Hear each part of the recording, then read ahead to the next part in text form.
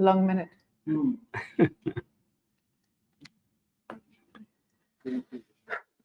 So you said I must look at this one. I think so, yeah.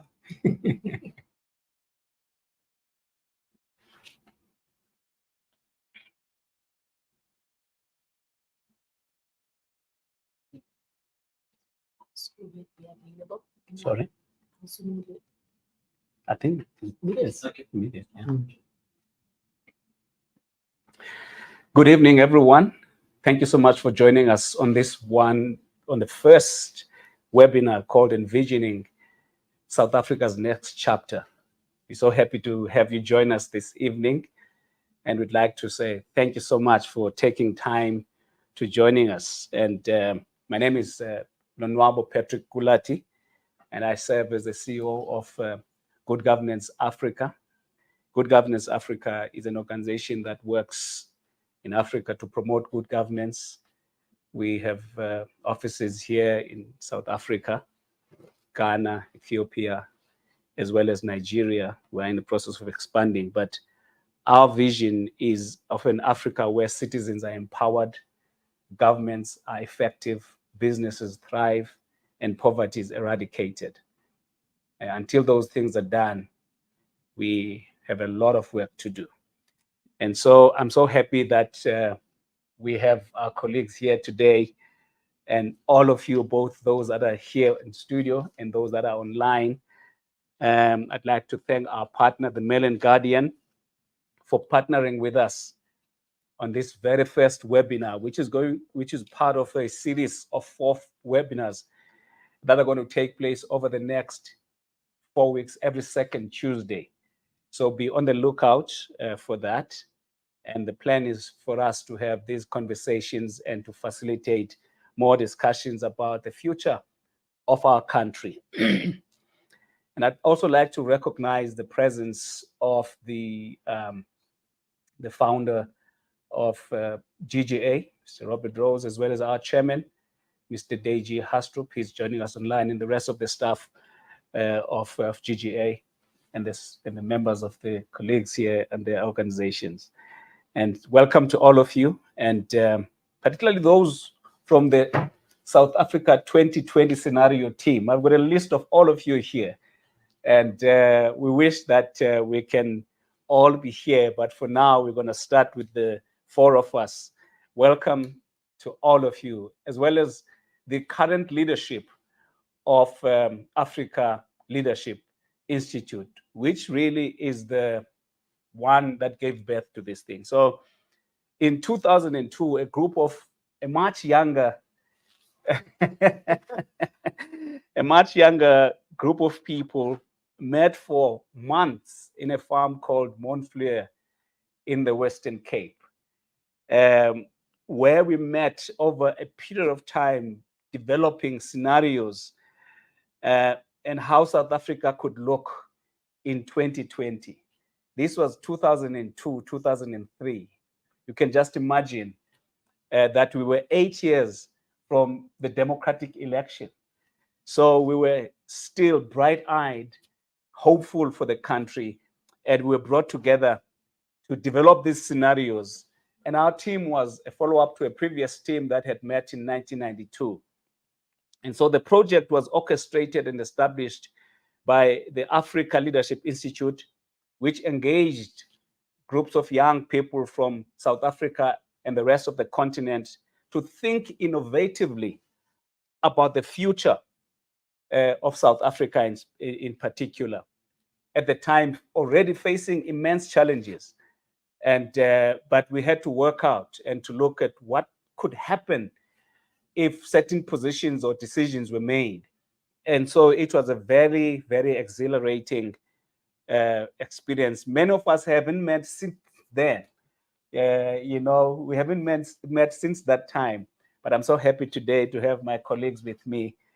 On my immediate left, I've got Isobel Frye, who is an executive director at Social Poverty Initiative. I don't know why. Social Policy Initiative, SPI. Yeah. Good to have you. Thank you so much, and it's great to be here. All right, thank you so much. And we also have on my extreme left, Nkuli Mabandla. She's a lawyer and an executive. And if you want to know more about these colleagues, you can go and find out about them. But they're doing great work in various areas of life. Welcome, Nkuli. Oh, thank you. Happy to be here. Thank you so much. Great to see old faces. All right. Then right here in the middle, we've got Donovan E. Williams, a social commentator, a writer, an activist. I don't know, how can I describe you, man? Welcome. Thank you, Patrick, and thanks for everyone to be around. It's good actually to discuss the scenarios, because when we talk about it, it seems very weird. You talk to anybody else about it yet. So thanks so much, man. Yes. I've been trying to explain this thing to many people, and it was very difficult. And I've been looking forward to really having this conversation. To get us started, just tell us a bit about yourself. What are you doing now? And also, when you were asked to participate, just create a picture of us, what is happening, what were you doing at the time, how were you called? There were so many young South Africans at the time, but you were these promising leaders even at that time. So just tell us about, let's start with you, Isobel. Thank you. Yeah. Yeah, we were called. It sounds very prophetic. We were definitely very young. Yeah. So I'm currently the founder and, as you said, executive director of the Social Policy Initiative, which is a feminist think tank looking at social security policy based here in Joburg. My first career was as a corporate lawyer. And back in the day, my sense was that the justice played very little role in a country where the majority of people couldn't afford legal representation. And so I left that career and then went to and decided to try and use law for human rights. And so moved to an NGO known as the Black Sash. They had advice officers, and so using law to give free advice to people who couldn't afford law. So that was my background and sort of where I am now. And the idea of social policy and social security policy links to one of the opening points that you made about the poverty and inequality in this country, where we have, and we're going to go into the detail, but it's a passion for me. So I see myself as a policy activist. Yeah. Formerly, we see quite a lot of you talking on the, on the big basic income grant and things like that. Yeah. And I saw on the video that reference was made to the BIG. Yeah. My dad remembers that I used to bore people at dinner parties on the BIG back in 2002. So it is there. But I mean, just in terms of looking at thinking back to those early days, and the question was, how were we called? I was doing a master's in development studies with Peter LaRue at the UWC School of Government. Okay. And he's also a passionate advocate for the BIG. Yeah. And he asked whether I'd be interested in coming through to that. So seeing where I am now, just to say that a lot of my current political views and sort of social positioning were formed and forged in those days. At the time, I thought it was a chance to see a beautiful part of Stellenbosch and kind of spend weekends with friends. But in all seriousness, I know that I am who I am now because of the participation in these scenarios. So that's at least one outcome that I can be sure of. Okay, all right. A lawyer who left corporate and decided to put your trade into human rights and people development. Let's come to you, Donovan. Yeah, think back then. Well, much younger then. Essentially, I moved up to Johannesburg to be part of the South African National Civic Organization, where I was part of the national office and being a policy researcher in the main, and got into the national executive. But around that time, I had fortuitously got involved in international issues, mainly on matters related to Africa. So I was in an organization called Safer Africa, which was did a lot of work on matters of both governance and peace and security on the continent, working very closely with the African Union and so forth. So it was an exciting time for me because I was being introduced to our continent in a very different way. And I've always been an activist, and I had the fortuitous experience of being a local activist working on an international and continental level. So it was a good dialectic. It was a good contradiction in many ways. And I've remained a policy activist. And today I'm the acting national organizer of the South African National Civic Organization, just recently elected for the matter. My day job is, so I'm wearing many hats. My day job is that I'm part of a novel approach to land reform in our country, where a constitutional court ruling has created a special master of labor tenants, which does oversight, management, and supervision of the Department of Land's labor tenant land reform or land claims process. And I'm a part of that. And I've continued my activism work through being a regular contributor to the Mail and Guardian and other platforms in that regard. How I got involved is actually Isobel's fault. Isobel we had met each other in Nedlac and so forth. Just down the road. Yeah, just down the road. And she had been coming for the beginnings of the financial sector campaign with the basic income grant. And she recommended me to them to say, look, there's this guy from Sanko who I think will be able to participate in this, that she had been invited to. So that's how I got involved. It was my first time interacting with the concept of scenarios. Although in university, we did learn about those scenarios that our predecessor did. It did come into our discourse. But I'd never thought of scenarios as a tool in that way until that. So it had an impact on me in the sense of 2020 was far away. We just finished it now, so always reminded about what we thought and are we going to get there or not, and so forth. Yeah. So I hope that covers you. It does. It does indeed. Guli, what about you? Yes, in 2002, myself and three other individuals had just established a law firm. Very passionate, fiery, we were going to conquer the world, and it was a fantastic time. We set up a corporate commercial practice in Sandton, and for most of my career, I've been in private practice. How I came to be involved was through advocate Mujanku Gumbi.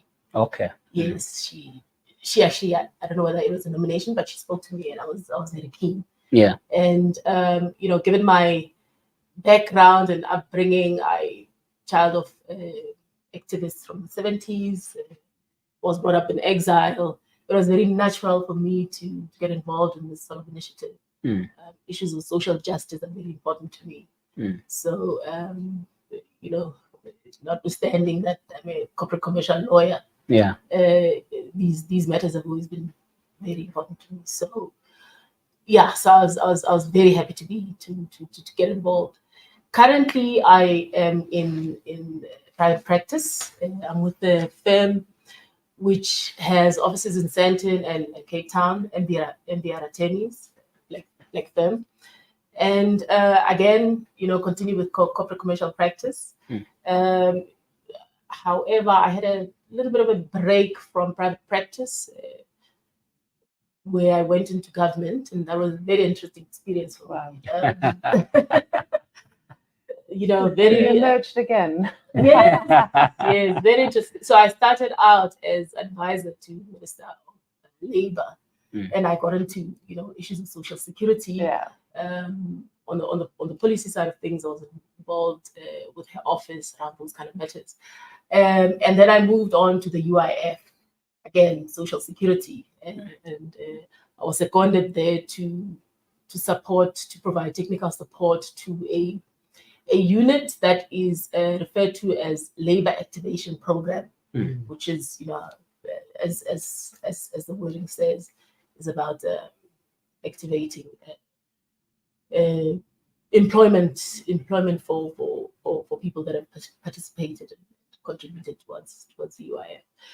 So yeah, in a nutshell, that's who I am. So our firm, we're a corporate commercial practice, like I say. We also do public sector law, regulatory, and some banking and finance law. Okay. So that's my day job.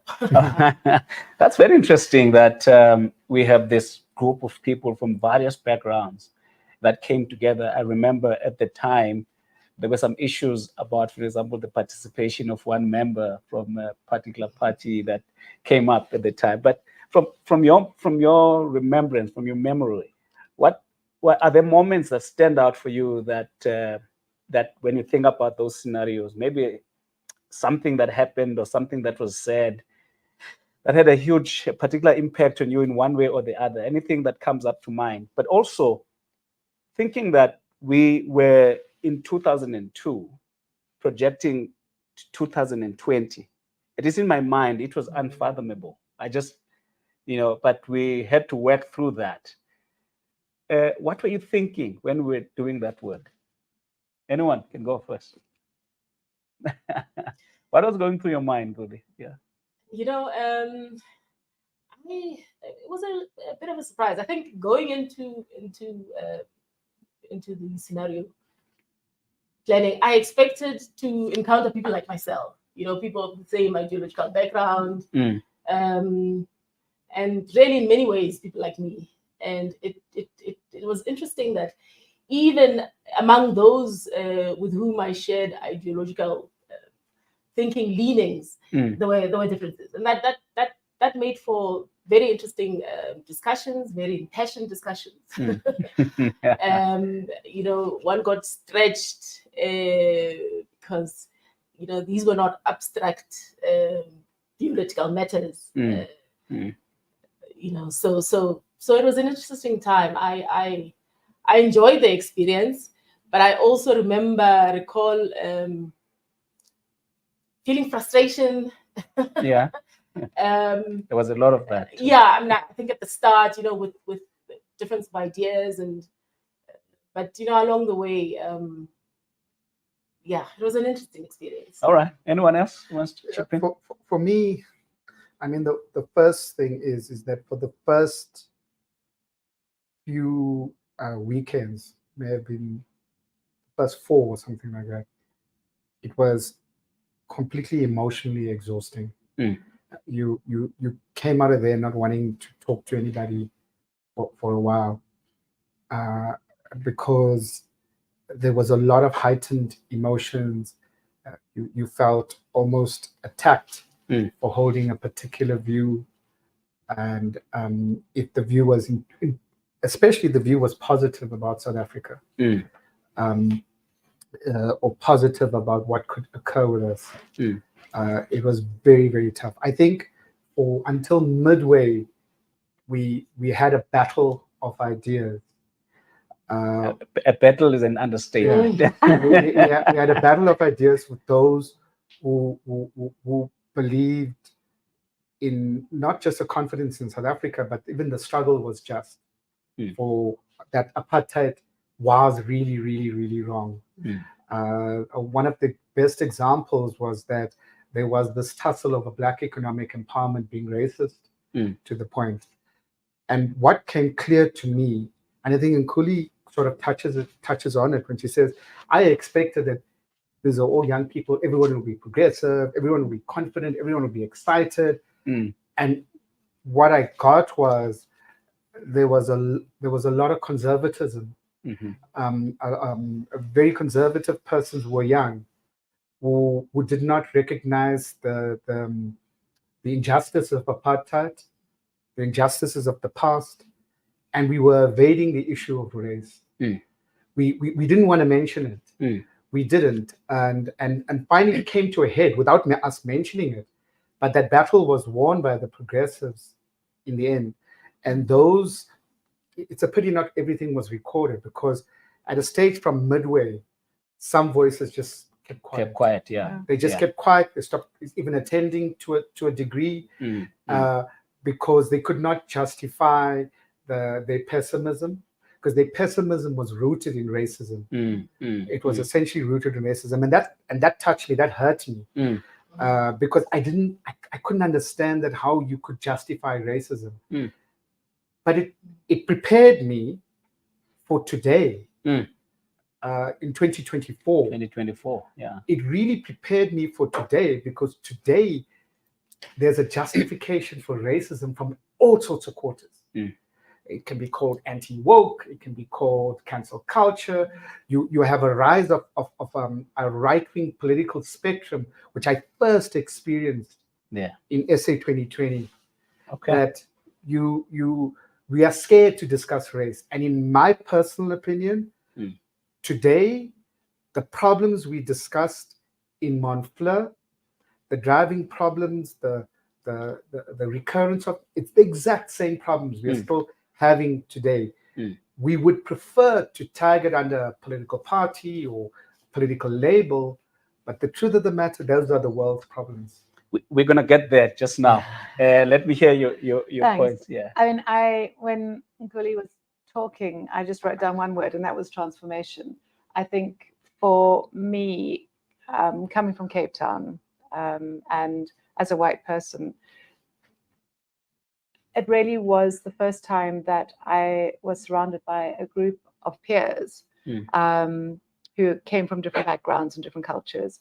And I think some of those discussions that you talk about were not only trying to find other people, but also trying to find my own identity in the South Africa that, as a sort of pupil and student, I had fought for in an in a level playing field. It wasn't equalized in any way, shape, or form. So I think there was a lot of internal reflection as well as coming together. But I think what both have spoken about as well is you assume that people are on the same agenda. And I had just started working with Social Security, and a report had been released by the Committee of Inquiry into Comprehensive Social Security, the Taylor Committee, and they advocated, wait for it, the basic income. But I remember being shocked when people said it wasn't a great idea. When people said, I work for where I am. The poor people must stop being poor and work harder. And just with an initial comprehension of that, unemployment figures and also the inequality, the vested inequality. Where were these people meant to find jobs? Who were people? And how could we dismiss people to their lot without seeking to? I thought our leadership was about building ladders so that people, we could help people up rather than saying, you're up to each your person for themselves. And last night when I was thinking about today's conversation, I just thought, imagine if the BIG had been introduced then. What our society would be like now. Wow. Just for our audience who may not have the picture of the kind of different personalities. All not thinner except for Isobel. Different people in different backgrounds. We had a marketing manager, an engineer, a futurist. We had a member of provincial legislature. I won't mention their names. From Orania, for example, political analysts, activists. We had, in economists. We had everyone, with medical doctors. We had members of parliament. We had, we had environmentalists and all of that. So it was a really diverse team, not just in terms of race and gender and so on political views, but also in terms of the kind of work that we were all doing. And to pull all of that together at the beginning, indeed, it was tough. There were different agendas and there were different ideas of what we're supposed to do there. And none of us, at least in my understanding, had done this kind of work before. I really couldn't see forward what we were trying to achieve. But as we went through the thing and it became clearer, and I think we're now going to get into some of the meat of the scenarios. So what we did was to develop 4 scenarios for the country. I'm just going to ask us to run through them quickly so that people can have an idea. The first scenario was called dead end. So in other words, the issue was that if the country had made certain decisions in terms of policy, direction, and implementation, if, for example, we had self-serving leadership, we had uncurtailed corruption, rampant individualism, this scenario would lead us to have this dead end. So that those things would lead us to have a dead end where, for example, there was no way forward for the country. It would get into where everybody was for themselves. So that was the one scenario. And I'm going to ask my colleagues here to just make some comments about that. And then at the end, I will ask the question of where do you think South Africa is currently as you look from 2024? The second one was called a slow puncher. So this one, It was sharp right turn. sorry, sharp right turn. It was slow puncture, then sharp right. Yeah. So Okay. I messed them around. So the slow puncher, it explored the possible outcome of South Africa choosing to just carry on the same path that they were carrying on at the time, than adopting a bold vision and a decisive leadership to reduce inequalities, preferring to not to rock the boat. And some sort of an incremental approach was, if it was taken, we were all going to go to a process of a slow puncher. You can imagine when a car is driving and slowly the tire is slowing down. So that was one of the scenarios, or the second scenario that we came up with. The third one was a sharp right turn. Now, this was a situation where the leadership, fed up with this incremental change, they just decide, listen, let's just take a sharp right turn with a single-minded mission to improve economic growth. We just focus on economic growth without a necessary investment in the social sectors. Okay, that was the idea. We just go right. We just go, the economic route. We don't worry about people. We just don't worry about poverty. Everything that we do is about capital intensive growth leading to unemployment and rising poverty. That would have been the policy. But there was then the last one, which we call all aboard the dual carriageway. So this one was a bold, inclusive set of policies that would lead to sustainable growth and social equity. So this is the best scenario that we all agreed that we needed to go. But let's go back a little bit, colleagues, to check. When you think about these scenarios, what do you think about? Where do you think we are now? We're talking about self-serving leadership, corruption, all of those kinds of stuff. Where do you think we are? Can you see us in any of these scenarios? Or have you achieved the preferred scenario that we talked about? I mean, again, looking at the video last night, there was the video of our presentations. Dead End certainly had a lot of resonance for where we are, where we have been and come to. I think for me, the question of self-serving leadership speaks a lot to elite compacts. And I think particularly between the business and the corporate sector, that elite compacting exists. I mean, one thinks of Marikana and how that's, I know that was a turning point for many of us, and maybe that prevented us from coming to Dead End. But until that point in time, the idea of profits over people. But I think if you look comparatively, the idea of elite compacts is interesting in South Africa because you've got your political elites and your business elites, but a lot of business is still white capital.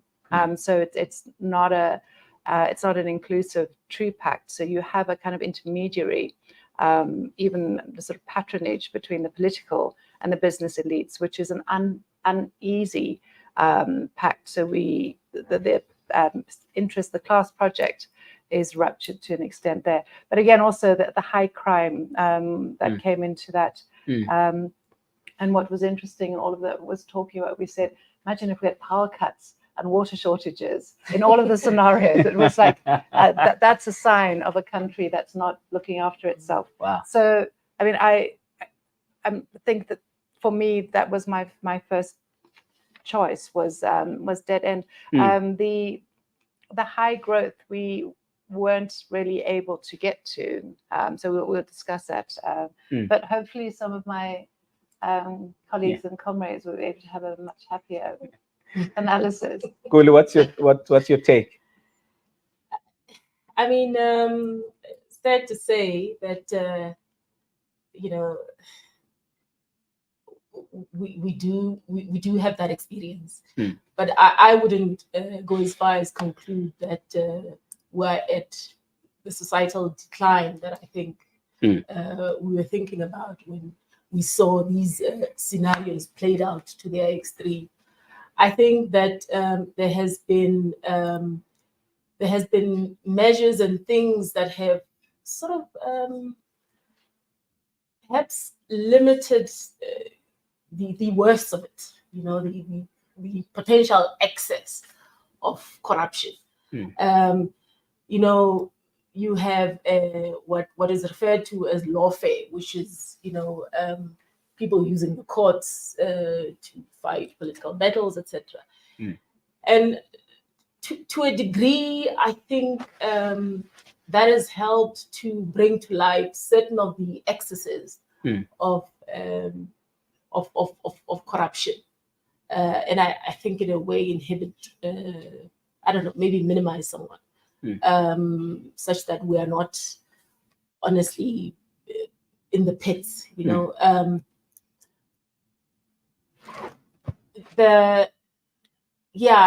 Look, lawfare, it also has its negatives. It's not necessarily positive that people use the courts, to fight these political battles. It can be expensive. And to ensure or to push the agenda of checks and balances. It's not the most efficient way.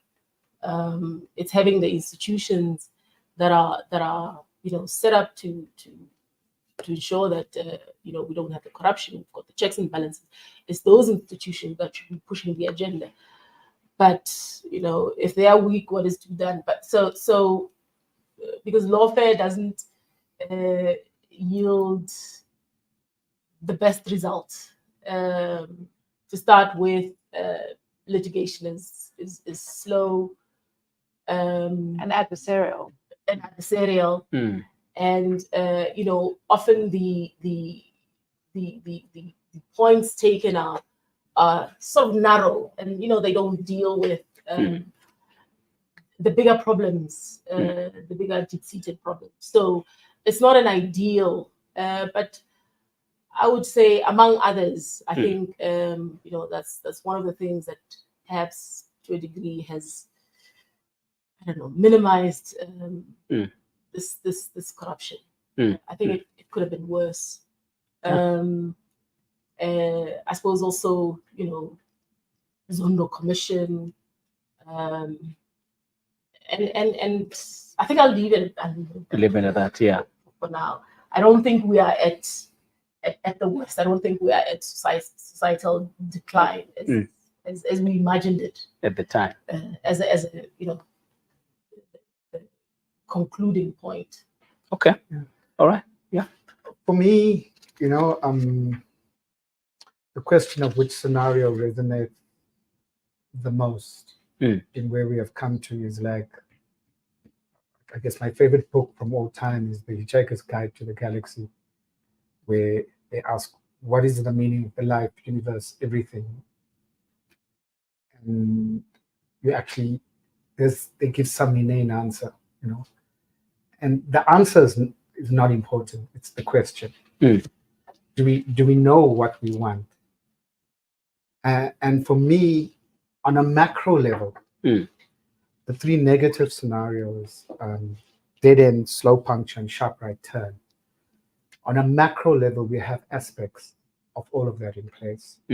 We have, generally speaking, an idea of success is leadership who are so far removed from society, self-serving as such. You have reward of corruption, and across the board, both public and private sector.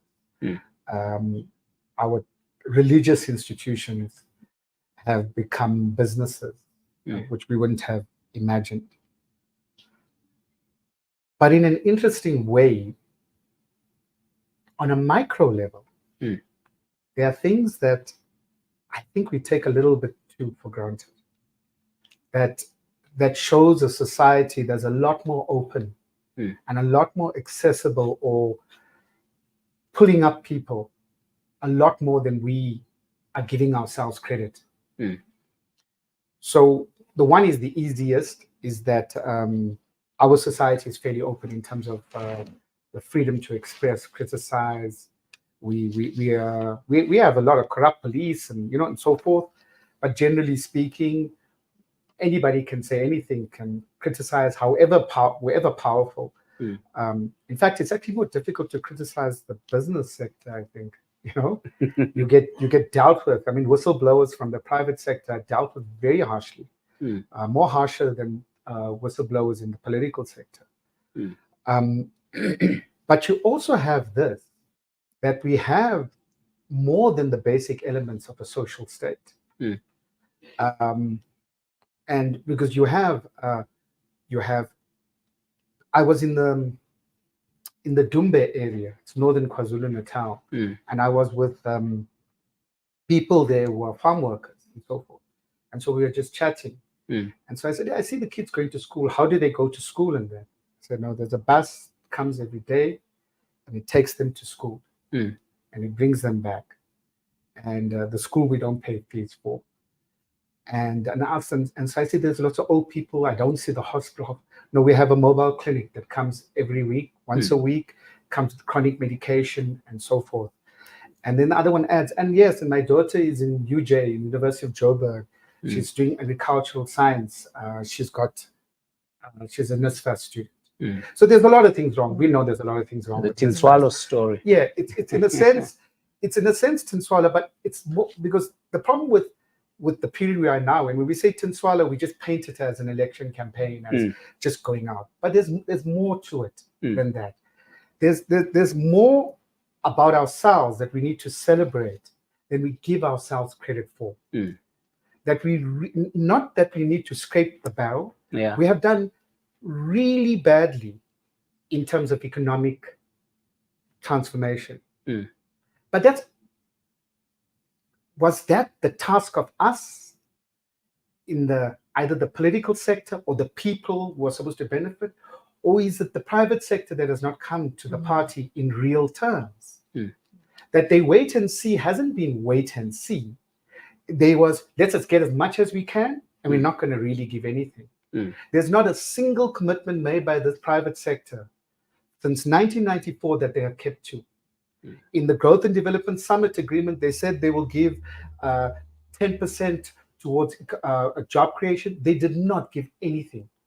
They've given nothing. So, but I don't want to go on a rant on that. The matter is this, is that in these scenarios, there were things that when we were developing them, that I don't think we took into account as much. We didn't take the world in account. We would have known that the United States would have become this country that is really pushing war across the world in the way it is. We never discussed that.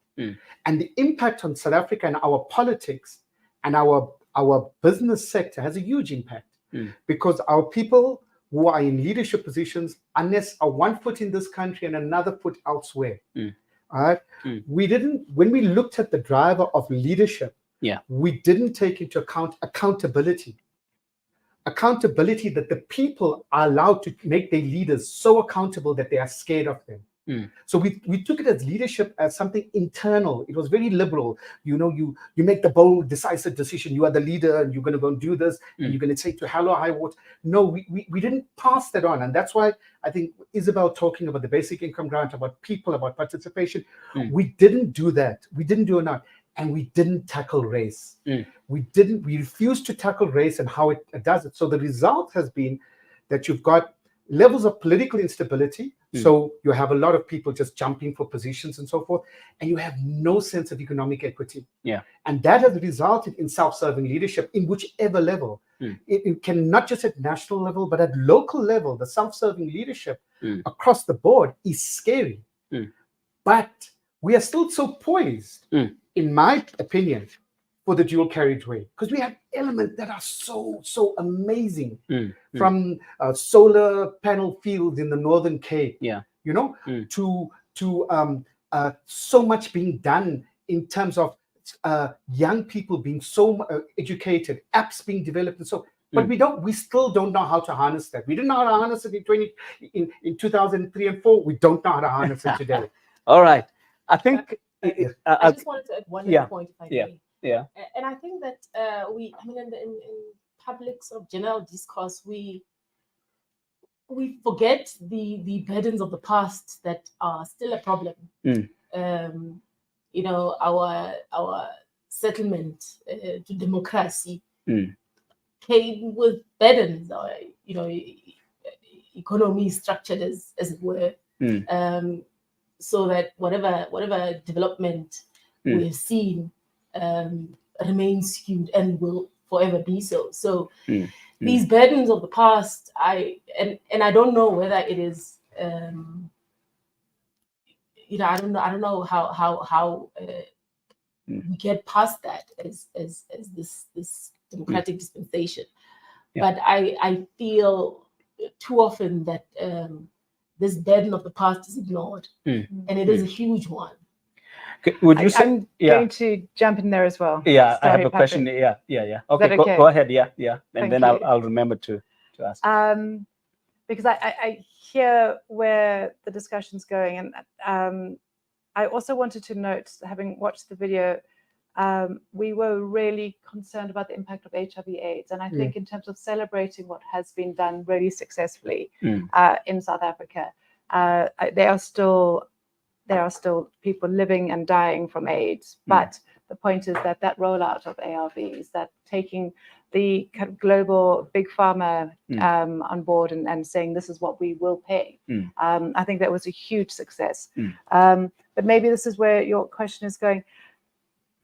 As a lawyer by training, I had no idea the complexity of the economy and the structure of the economy, the macroeconomic framework, and how that then allocates what is available for redistribution. I think with South Africa moving from the growth through redistribution, which was the RDP, to GEA's redistribution of growth, is fallacious if you are in a no growth situation. And in a way, we set the path, because by not redistributing, we prevented that growth from happening. And that again is why at the heart of it, something like social security, tax and transfer, that's what we need to be doing. We don't have a wealth tax in this country. We didn't have a white tax on transformation. So we've got a whole lot of beneficial ownership, which is secreted away.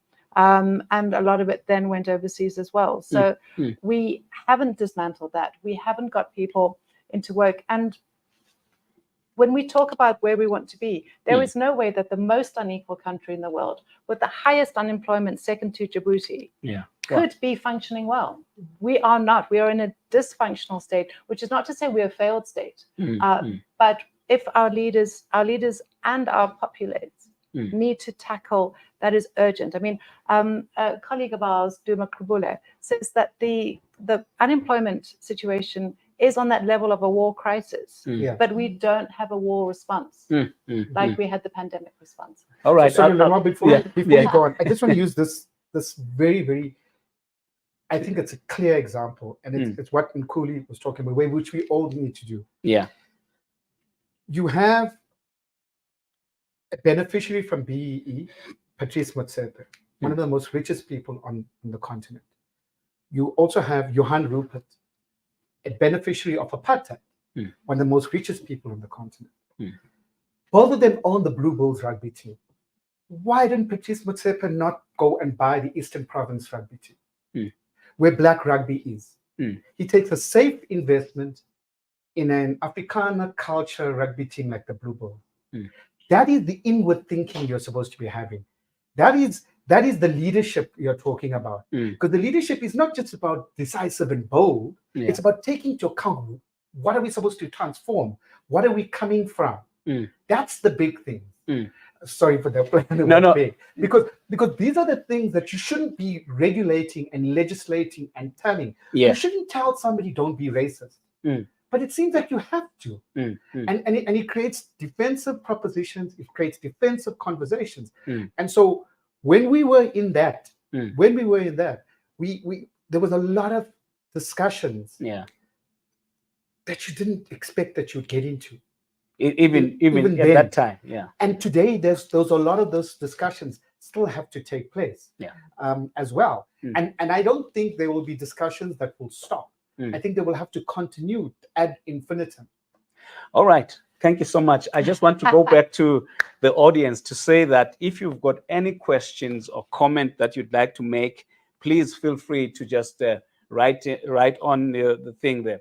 From so far, what I'm picking up from what we're saying is that in the evolution of South Africa, we remain with serious problems, but it's a picture of two worlds. So there is pockets of positivity, if I understood you correctly, that we should celebrate, that we should be proud of, like that you were talking about earlier on, about the stories about school programs and things like that. But there are also serious problems that we saw even back then. And now the differentiating factor here between that picture and today is political leadership. So I want us to talk about... No, not political leadership. Okay. Leadership. Okay. There's a difference, because I think if you zero only into politicians, because the economy is not controlled by politicians. Okay, I'm gonna get there just now. But what I want to find out, if for example, we were to say from the start, there was no corruption in the country, and you still had the problem of lack of transformation carrying on, do you think we would be where we are? If let's say they control corruption to the extent that it is not like endemic, do you think that we would be where we are now?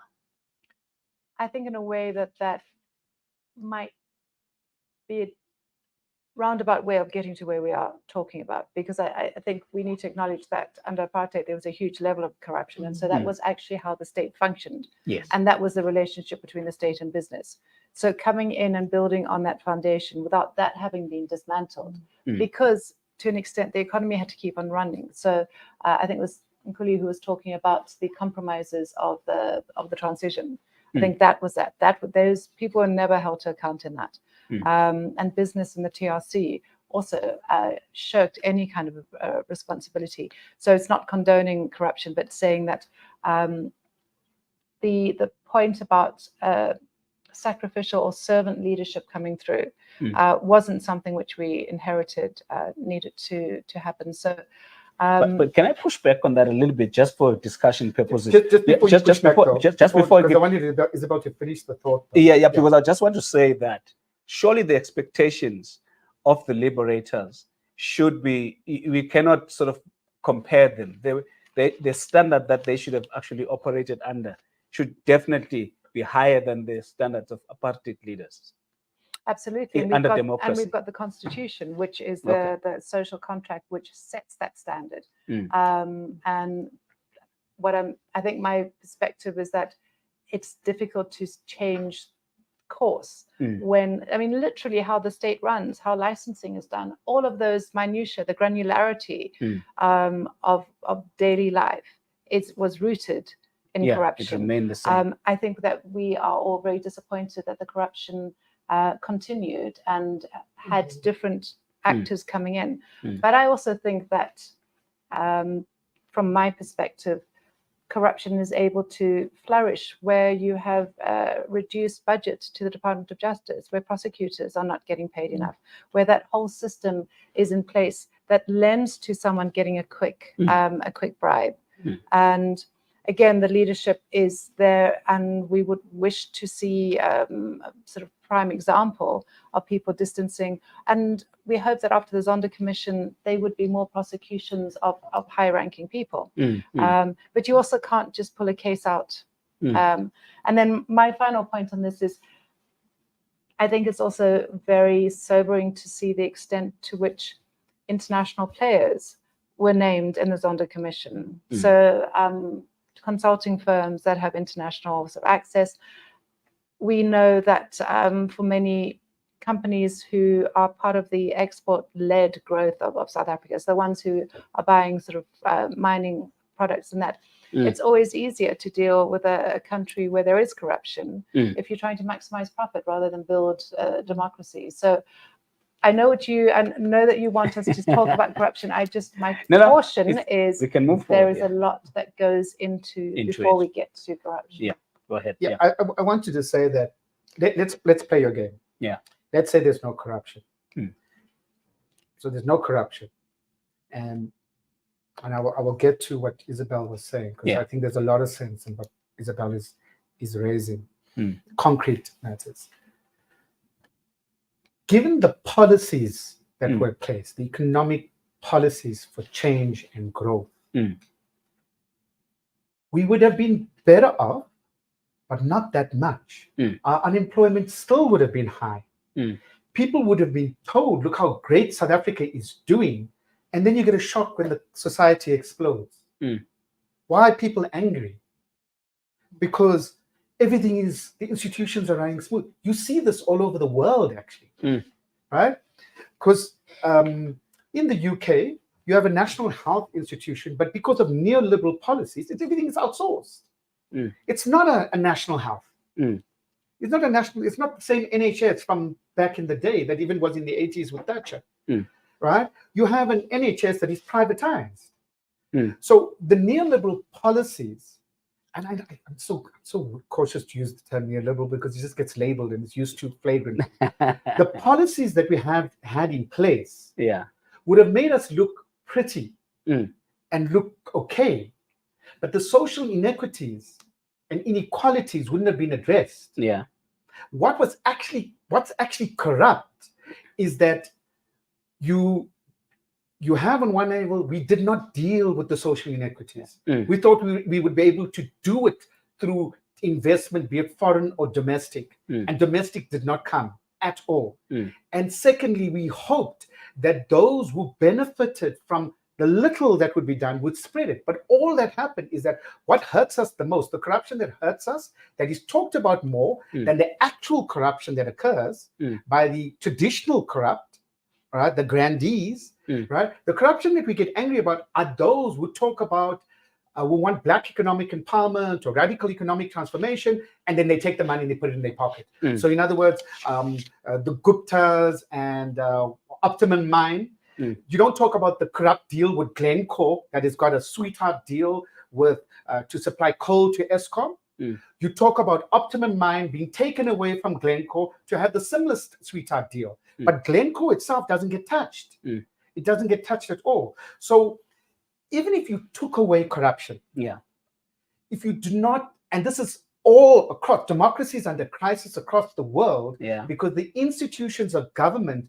don't deal with the issues of people because the private sector rapes and steals it. And then it tells you how great you are doing. Okay. All right. I'm just going to go to Nkuli. I'm just watching the time here. Sorry for me to chip in now and then. No problem. Nkuli, do you have any thoughts on this before we move to towards the end of our conversation? No, actually, no. I don't. No. All right. Look, I think the reason I was raising the issue of, let me say, public leadership, you can include private leaders and so on, was the fact that if you look at the scenarios, at the rock bottom of it, we identify that leadership, collective leadership, both in communities, in the private sector, in the public sector, needed to actually take society seriously. I think your point is. But what has happened is that you had people that were self-serving, so kleptocratic and greedy in all various spheres. Now, what I'd like us to do is to transition to this question. We have, we joined a group of people that had done the Monfleur scenarios before us, 10 years before. And then we came in 10 years later. We did our thing. There were other scenarios that happened. There even today, scenarios like Indlulamti and so on. what do you think is the value of this thing, of scenario planning? How do we ensure that the scenario thinking that's taking place, which is linked to the question that, look, the editor of Mail and Guardian has sent, he says, as we've gone deeper into the 21st century, projects like this, the Mount scenarios gathering have gotten rarer. Projects that give intelligent people the scope and time to work on tangible solutions and predictions for our country. At least many in my generation who entered professional space post-2010 have never been afforded a similar opportunity. Why is that? How can we return to the political of this sort? So the question is, are these helpful beyond just for us to engage in the intellectual debate, coming up with this thing? But in a bigger scheme of things, are these valuable? Are these scenario planning? What is your take? Is it a waste of time? Maybe Nkuli can go first. Yeah. She didn't speak in the last one. She's still thinking, I Yeah. can see. That's good. Let's get the thoughts fresh. I mean, it's only 20 years on, to be very frank, that I really see the value, because so You said okay, let me say it a little bit different. Okay. I mean, the scenarios that we came up then seemed to me like we all expressed earlier, too out there. I mean, one couldn't imagine that we would be in this electricity crisis, water issues, etc. And yet we pointed those things out at the time. We pointed To some them extent, out, yeah. but for some of us I'd never been involved in scenario planning before, it was a little bit of an exercise in the ridiculous. Yeah. In what won't happen. Yeah, I suppose also the optimism of youth. Yeah. May have been at play there. But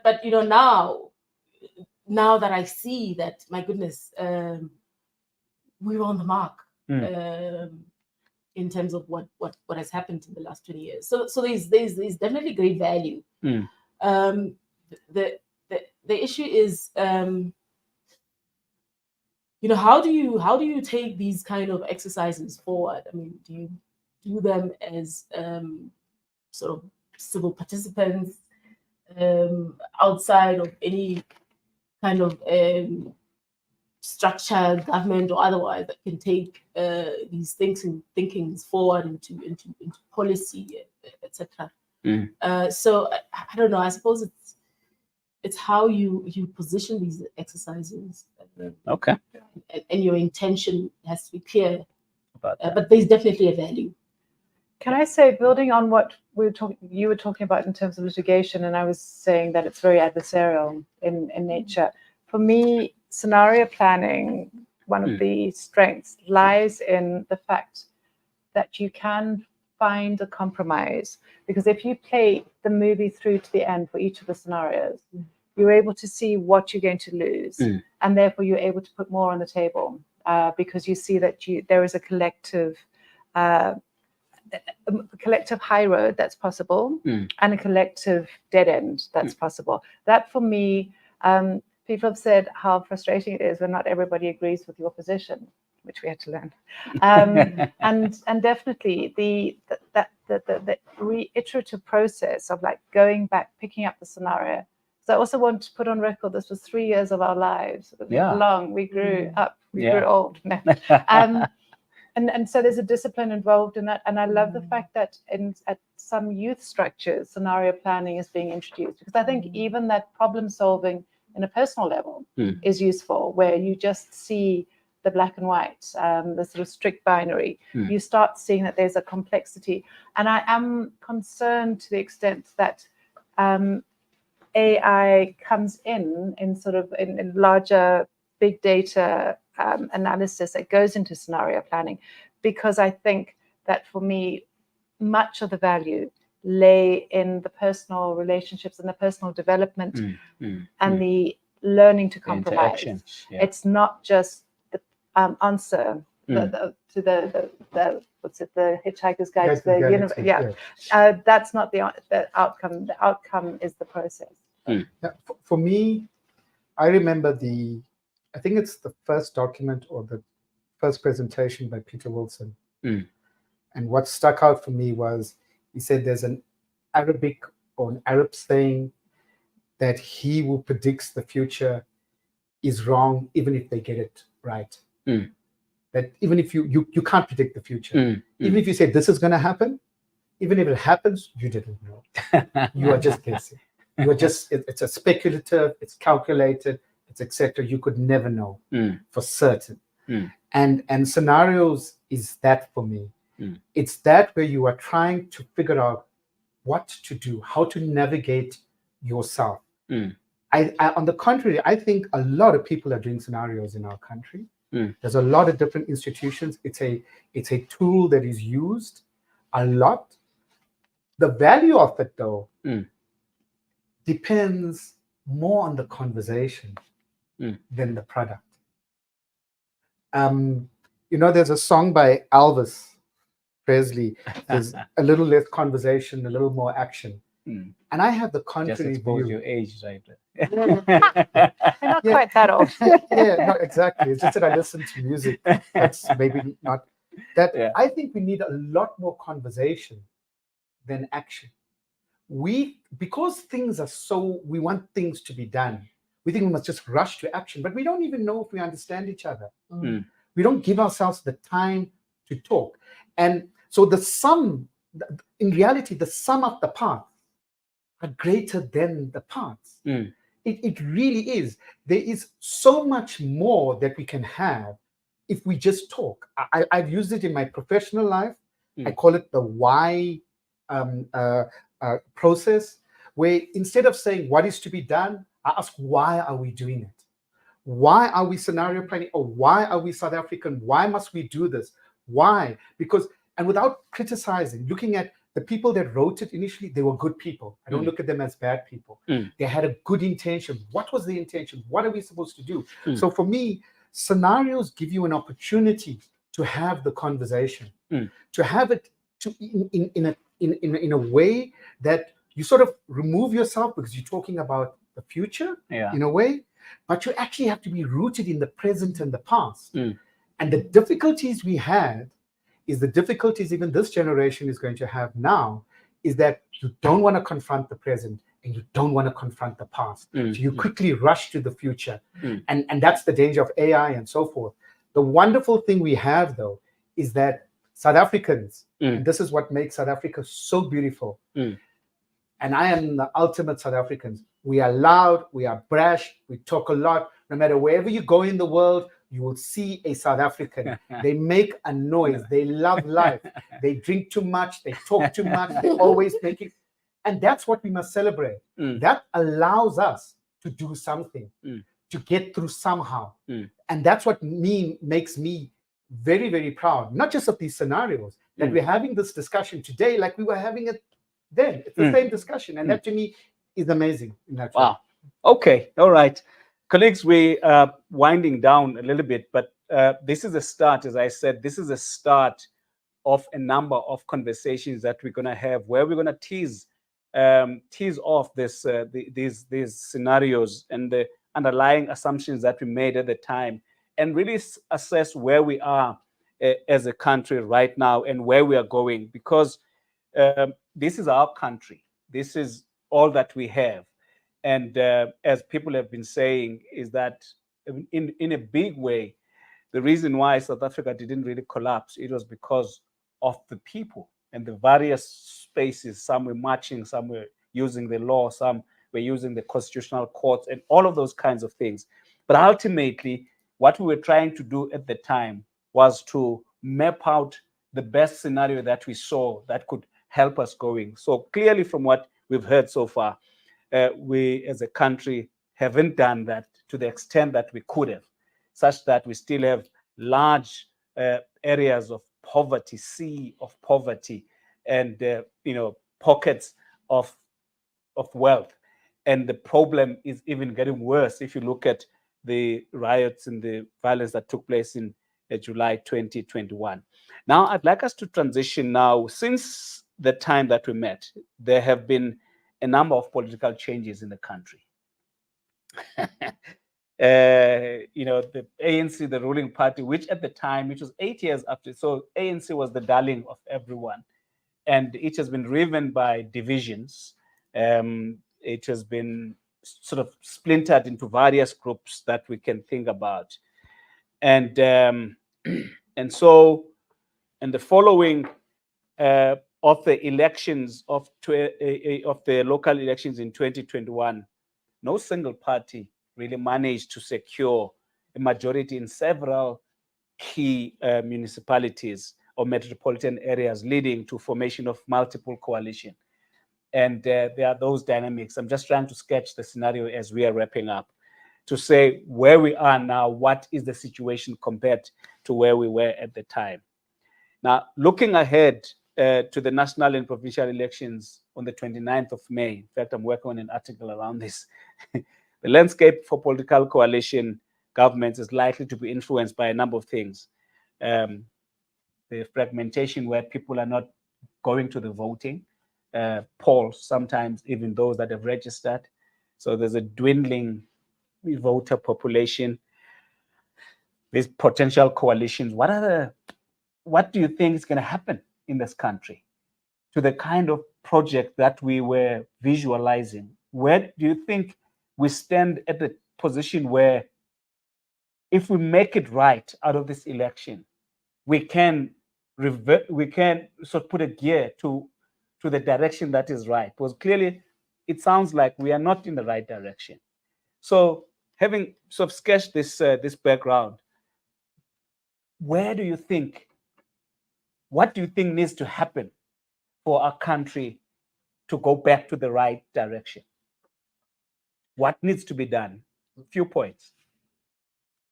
Well, I don't know if we're in the correct direction in the first place. You don't think? Debate. I don't think we were in the correct direction in the first place, because as we said, the economic policies enabled deeper inequality as opposed to the distribution of wealth that was supposed to occur.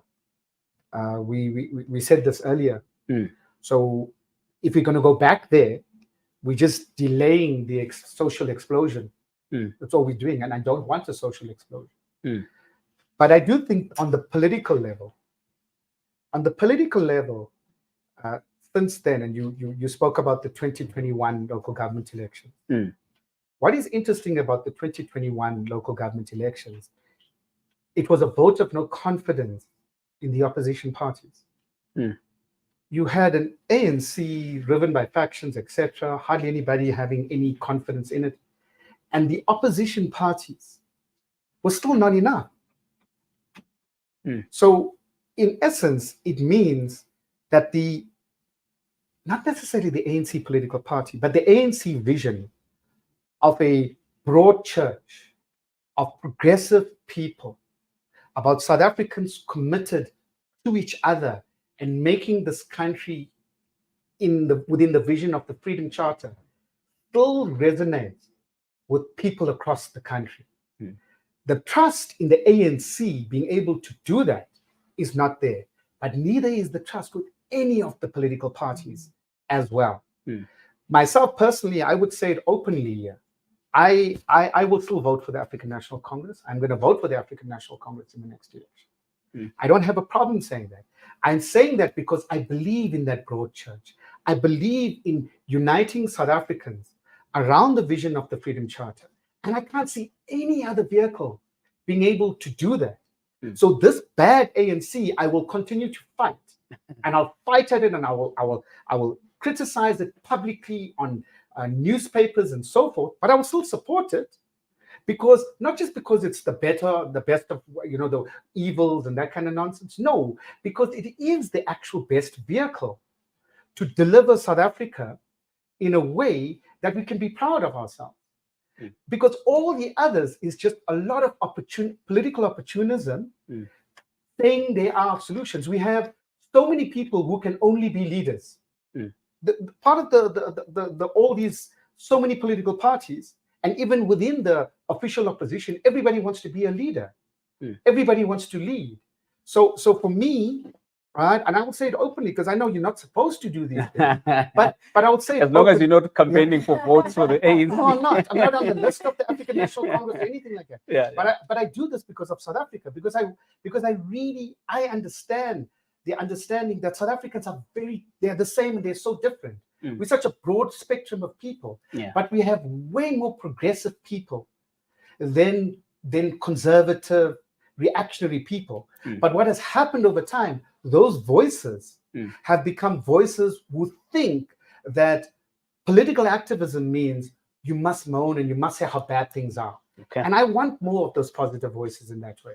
I just want, before I give, I just want to say that for the recording that GGA is a non-political party, which don't support any political party, but that's the view that. So can I just come in on a more technical view on what might happen post-election? So it is clear that there will be a greater number of parties in Parliament with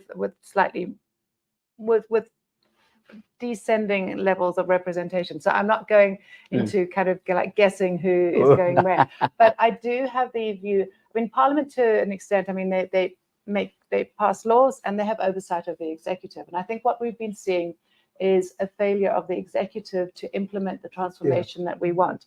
I really hope that after the elections that we will have a much more activist Parliament.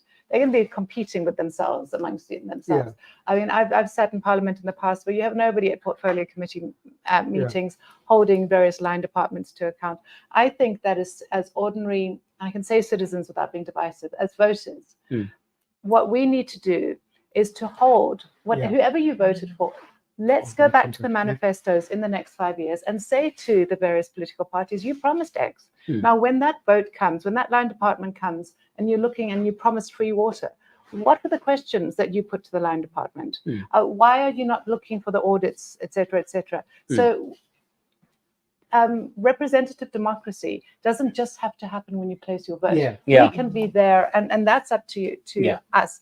My one concern is what might happen at a provincial level in terms of coalitions, because I mean, being someone who lives in Joburg, I know that it took a long time for Joburg Metro to pass the budget, to the extent that the traffic cops couldn't actually get their cars out on the road. So a lot of people were happy about not being caught. But at a provincial level, education and healthcare, those are provincial votes. And if we get to a stalemate in certain coalition provinces, and teachers and nurses are not paid, and medicines are not stocked, and school meals are not there, that for me is a concern. And I think that's where citizens need to come in and hold politicians to account. But I think, not going into who's winning or not, I think that there could be a real new dawn. Oh no, let me not use that phrase either.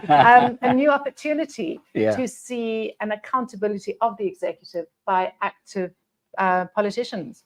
Okay.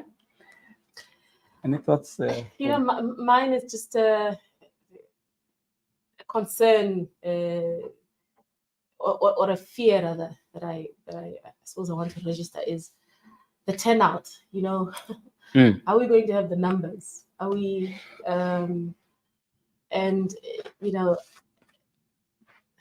the coalition politics seem difficult to say the least. So mine is just a fear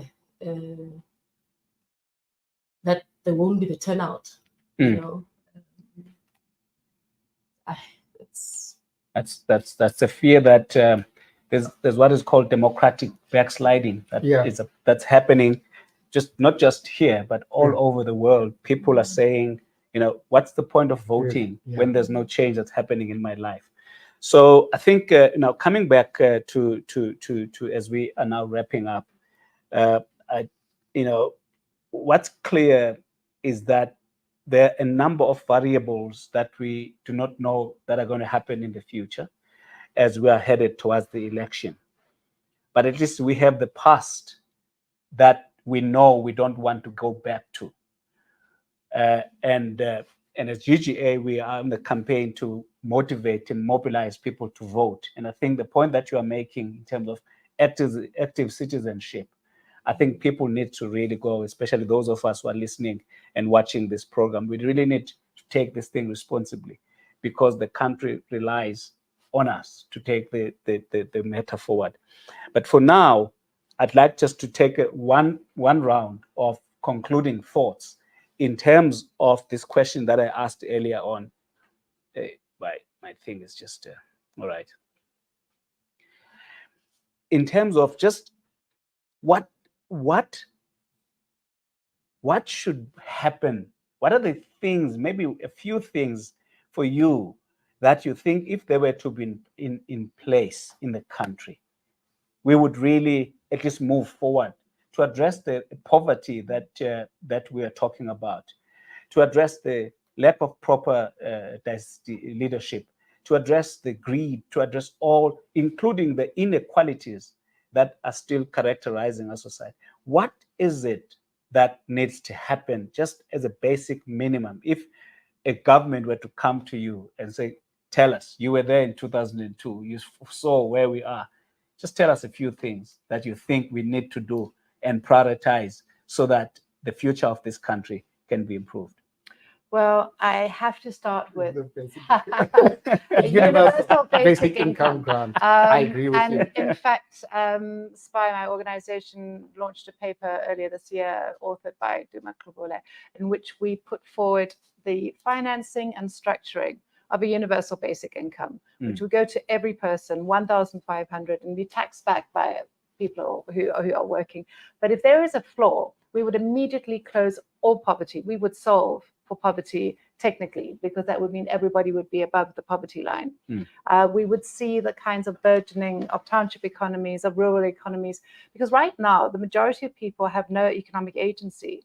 You can't be just putting forward training for SMME development when there is no one who's going to buy the services. Excuse me. And so you activate people. In fact, somebody once described, if on the ping of midnight, on the first of every, the last day of every month, across South Africa, you hear people's phones and 1,500 is in that bank account, you know the next day there will be a huge activity. And in fact, even in rural Eastern Cape, where you see there's grants being paid, everything burgeons. So we have that will address poverty, to address inequality, but you need to have more than that. And so following up that stimulus, we can get to economic growth of between 4 and 5.5% per annum.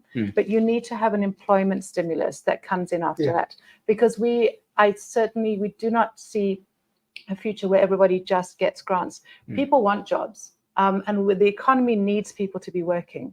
And in order for people to be, and once people work, we can then tax back. So that's what we need. But we have to have that war effort of solving for poverty and having a stimulus that gets people initially into government organized jobs and public works, but then there's a vast amount of money going into public works every year at the various schemes. If you amalgamate that and get the private sector in, because the private sector are often seen and portrayed as putting profits over to people, but they do recognize that for sustainable long-term profits, people need to be put back into that equation. And so I think going to different sectors of society and saying, we believe in the best of you. We don't want to look to the worst. We've done the worst collectively. The Zondo Commission, I think, was the second. TRC was the first. And we might need to have sort of further follow-up. But let's rise to that standard and show the world that as we all came together during the ICC on the Palestinian and in Israel. ICJ, sorry, not criminal court.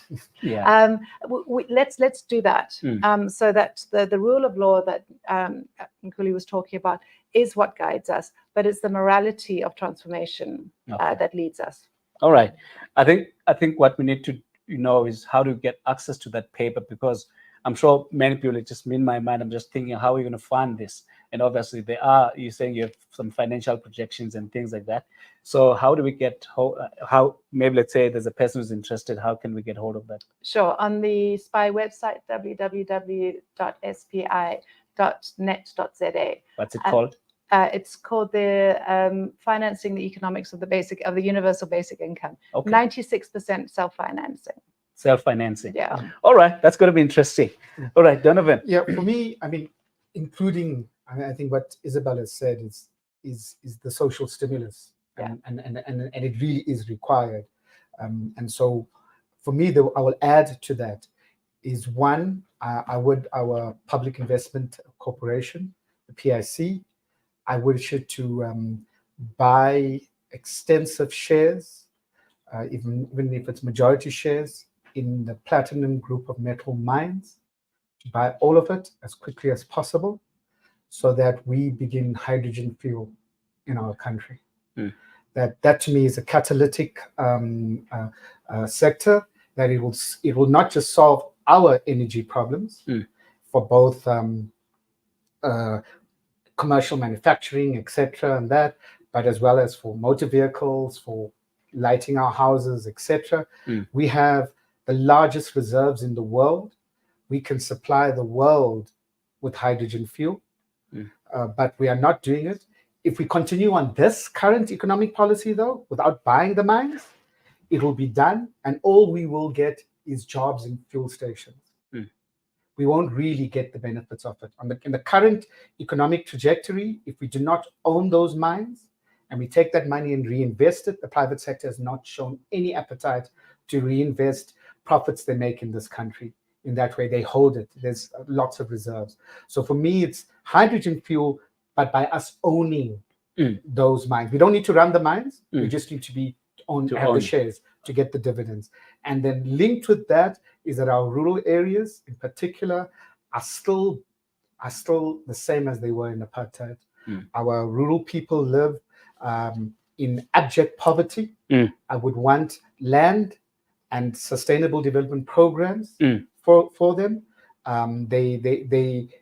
Land reform has to occur in our rural areas, and not by giving them houses and RTB houses, but for them, because they actually do have the know-how to farm. We still are under the impression that Black people don't know how to farm in this country. They can be large farmers. They know how to. They have centuries of knowledge of the land. So for me, those are the two main things that I think that we could do straight away, right away, and we should be able to do them. Okay, all right. I'm going to ask, before I get to you, I just want to make sure that there's a question that came here from Melo Mtombeni that says, for the majority of normal South Africans, what effective grassroots actions can be taken outside of just voting? And then how is the relationship between government and the private businesses to provide the better services? And then there's another one from Gail Abrahams. How do we as citizens of this country change this narrative when provisional polls for the upcoming elections already indicate that the ANC will continue to govern this country? All right. So maybe you want to make a comment on that. I don't know. You can conclude your points. Yeah. So I think I'll leave it to my two colleagues here to answer the two questions. Yeah. But my concluding point is, number one, real reconciliation, and for me that entails restitution. So yes. Saying what you said around land, and then implementation and follow through with some of the very good policies that we've had, economic policies, etc. The NDP had some gems in there. So did the RDP. Around transformation. So I think just follow through. I know there's legislation here and there, but one just has a sense that some of those there's something been lost in some of those very good policies that we've had. And another very big one is the national corruption strategy. There was some great stuff in that document. And I just don't feel that there has been implementation to the extent that would really help us around corruption issues. And budget for for the criminal justice sector. I mean, my goodness, the stories one hears from colleagues who work there is horrible. Yeah.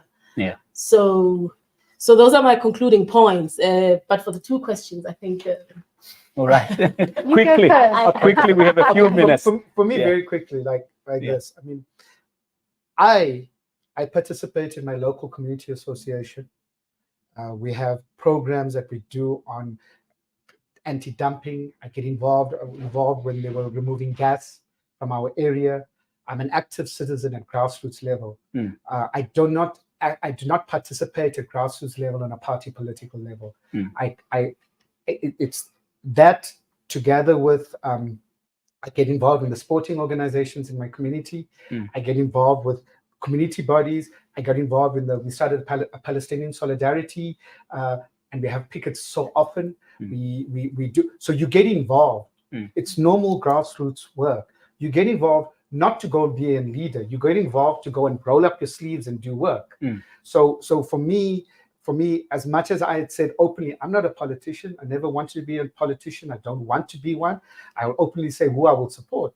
But the matter is this: it's accountability keeps all leaders in check. And you only can do that through grassroots participation. So both the questions are asking basically that, although the one is saying, oh, we're going to be in trouble because the ANC is going to be there, which is neither here nor there. The matter is, though, as South Africans, this is our country.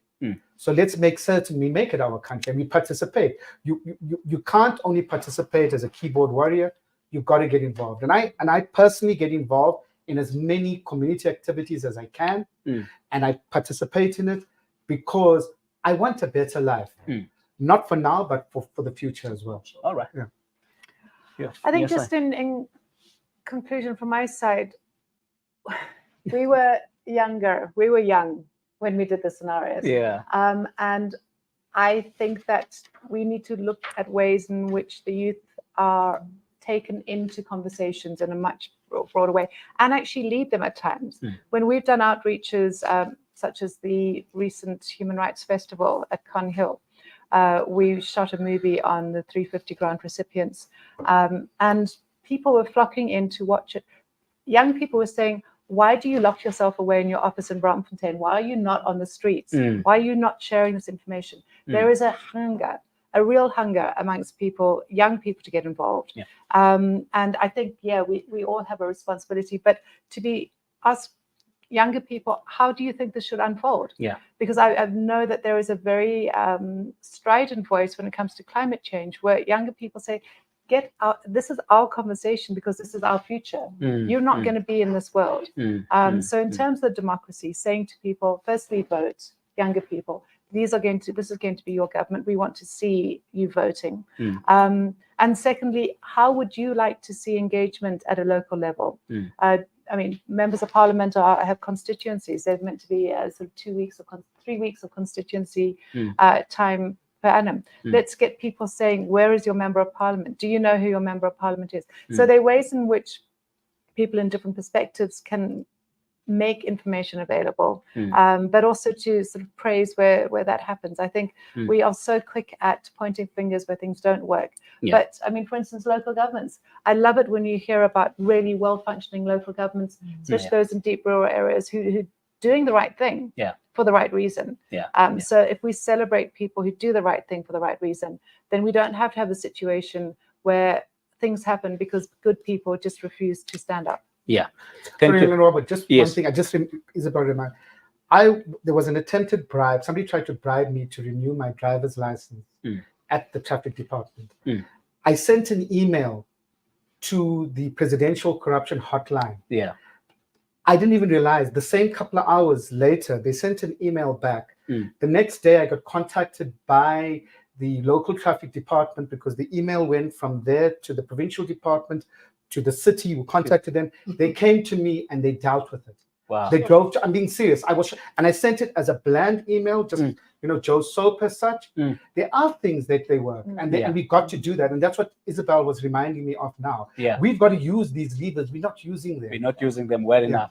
Thank you so much, colleagues, for that. I just want to say in relation to what you just said now, at least we as Good Governance Africa, we're rolling out a campaign that is going to recruit and mobilize 1 million young people who are going to be young good governance advocates. We're going to train them, capacitate them so that they can do exactly the kind of thing that you are doing. And we're looking for partners to do that. We want to work with the ones that are already there, that are working at universities and communities, but to provide them with the structure, with the information about the kinds of stuff you're talking about, ethical leadership, participation and all of that. But I just want to say thank you so much for joining us on this first webinar. We've dealt with a number of issues that were shaping our thinking at the time, and we've come down to where we are now, and we spent some time projecting on what could make our future better as a country. But all of us as the people of this country have to work together going forward. But I think the main thing that we have to come back to is the issue of leadership, because it is leadership collectively that makes things happen. And so we're talking about members of parliament and all of those kind of stuff. We need to make sure that I wrote a piece which talks about caring leadership. When you have people that care and love for people, that have love for people, I don't see how they can continually, do the kinds of bad decisions that we are making. But colleagues and friends at home, wherever you are, whether you're driving or wherever you are at office, we are going to have another session in 2 weeks' time. We're going to have these sessions every second Tuesday.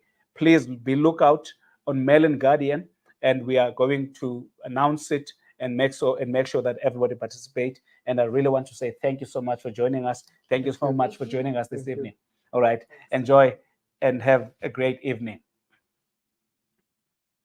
Thank you. Thank you. Thank you. Okay, now I can use the bathroom. Are we? Okay. Yeah. We, Okay. are we on a